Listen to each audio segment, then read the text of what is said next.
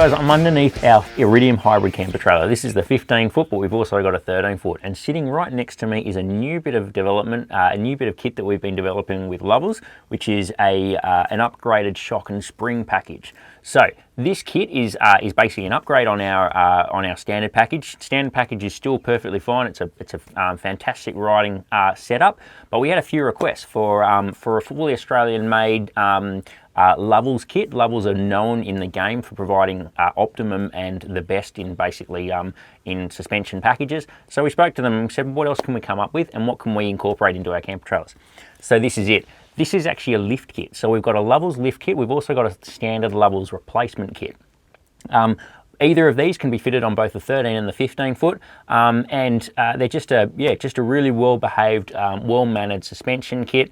Really good if you're going to be carrying a lot of weight or traveling excessive kilometers on really rough terrain.